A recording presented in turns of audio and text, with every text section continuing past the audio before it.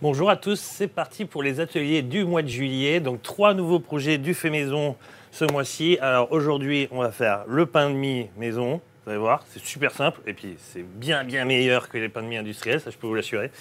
Semaine prochaine, on se donne rendez-vous pour une tarte de fruits de saison rectangulaire. Donc c'est assez original. Et la recette elle va vraiment être très chouette. Et on va terminer ce mois avec les raviolis ricotta épinards. Et je peux vous dire, j'ai encore testé la recette il n'y a pas longtemps. C'est juste super bon. Donc, pour faire en fait cette recette de pain de mie, on a besoin bien sûr de farine. On va prendre du lait demi-écrémé, de la levure. Alors j'ai pris de la levure fraîche. Je vous donnerai l'équivalence. Enfin, vous retrouverez de toute façon sur la fiche recette l'équivalence sur levure sèche. Du sel, du sucre et du beurre mou. Voilà, donc rien de compliqué. Je vous laisse avec cette liste des ingrédients. Et ça, c'est comme d'habitude. Vous la retrouvez donc sur Internet, sur notre site Internet dans l'onglet Inspiration, sur notre chaîne YouTube et sur notre page Facebook. Donc, pour les ustensiles, aujourd'hui, je vais utiliser le robot avec le crochet pétrisseur. Bon, clairement, pour faire le pain, c'est quand même hyper pratique, quoi. Bien sûr, on peut tout faire à la main, mais bon, les mains qui collent, etc. Il faut pétrir à un bon petit moment. Le robot, pour ça, c'est quand même top. Voilà. L'ustensile le plus important dans tout ça, c'est le moule. Alors, c'est le moule à pain de mie Alice Délices. Donc, c'est un moule en fait avec un couvercle. Et ça va permettre d'obtenir vraiment un pain de mie bien carré, quoi, vraiment d'une forme nickel. Et en fait, du coup, la mie à l'intérieur reste bien moelleuse et la croûte, elle est bien croustillante partout, c'est bien homogène. Donc, moi, j'en suis archi fan maintenant. Je fais d'ailleurs mon pain de mie depuis déjà un petit moment. Et je ne ferai plus marche arrière parce que c'est quand même très simple et vous allez voir ça. Donc je vous laisse avec cette liste des ustensiles. Et comme d'habitude, ces ustensiles, enfin la liste, vous la retrouvez sur notre chaîne YouTube, sur notre site internet et sur notre page Facebook. Et bien sûr, vous le retrouvez tout ça en boutique. On va attaquer donc avec le pétrissage. Alors, le pétrissage, vous allez voir, c'est très simple. D'abord, ce que je vais faire, c'est que je vais délayer ma levure dans le lait tiède. Donc vous pouvez les friter comme ça. Ok. Donc l'équivalent levure sèche, donc là on a 10 grammes de levure fraîche et ce sera environ 4 grammes donc de levure sèche. Voilà. J'utilise ma petite cuillère magique, ça c'est toujours pratique. Voilà. Donc ça va bien effriter, bien délayer, bien mélanger notre levure. Ok, et là maintenant, il y a un petit ordre à suivre. Pourquoi ? Il faut faire attention quand vous faites du pain ou des brioches. Il ne faut jamais que le sel soit en contact avec la levure, en fait, parce que ça va tuer la levure. Donc, ce que je fais, c'est que je commence d'abord à mettre mon sel au fond de la cuve. Voilà. Je vais ajouter ma farine. Alors, il y a plein de recettes de pain de mie. Moi, je vais vous dire, je me suis quand même un peu cassé la tête pour trouver la bonne. Et j'en suis assez satisfait de cette recette. Voilà, donc j'ai fait plein de petits réglages. Il y a une chose que vous pouvez peut-être un peu changer de temps en temps. Vous pouvez essayer, au lieu de mettre 200 g de lait demi-écrémé, vous pouvez faire 100 g d'eau, 100 g de lait. Voilà, à tester. Ça change quand même un petit peu la texture aussi. Donc là, je vais ajouter mon lait et ma levure. Ok. Le sucre. Donc le sucre et la levure. Ça, par contre, il n'y a pas de problème. Justement, le sucre, ça booste même. Et là, on est parti pour pétrir en vitesse 1. Donc vitesse 1, et on est parti pour pétrir environ 4 minutes. Je vais assez rapidement ajouter le beurre, n'attendez pas trop longtemps, parce que sinon, ça va faire un peu comme un effet, comme si vous mettez de l'eau une fois que voilà, ça commence à pétrir, donc c'est pas la bonne solution. Donc le beurre bien mou.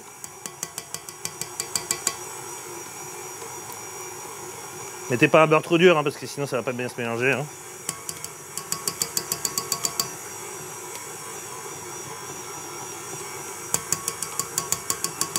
Yes. Voilà. Et là, donc, 4 minutes en vitesse 1.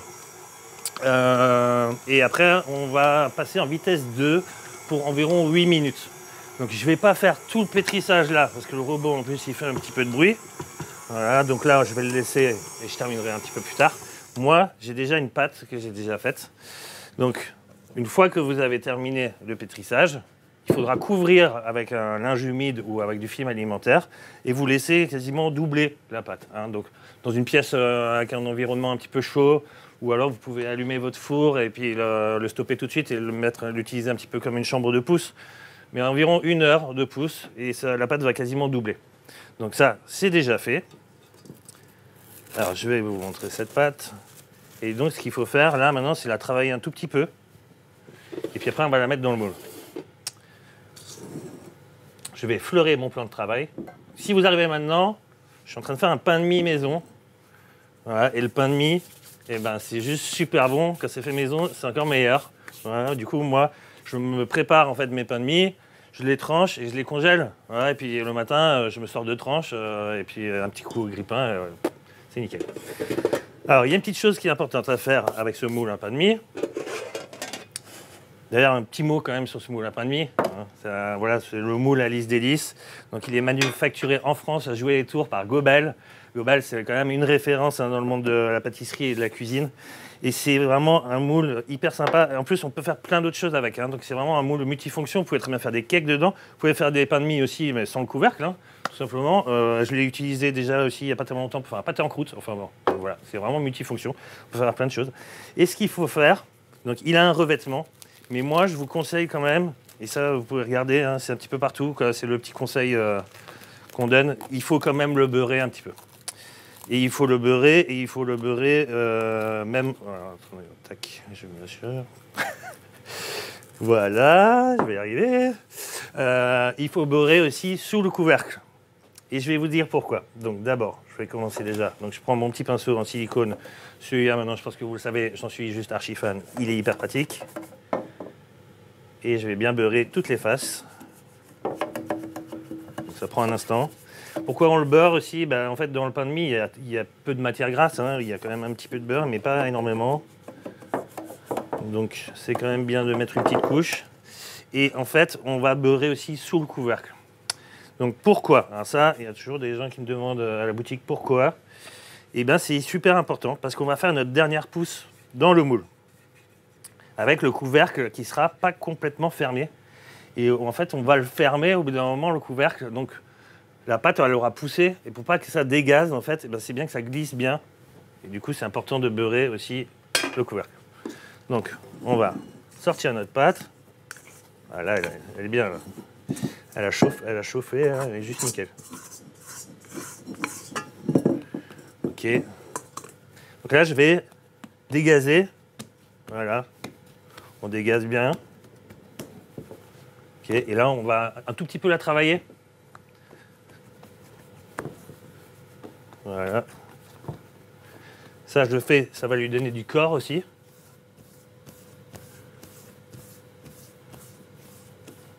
Ok. Et puis là, on va former en fait un pâton rectangulaire, tout simplement. Moi, j'aime bien lui mettre encore un petit pli.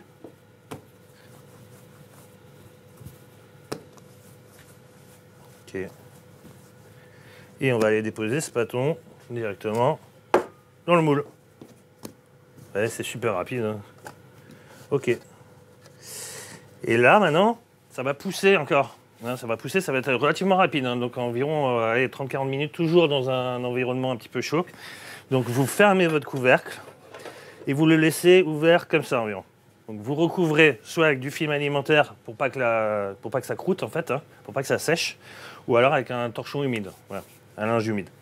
Et donc vous laissez pousser et dès que vous voyez que ça va toucher, donc là il faudra que votre four soit déjà chaud.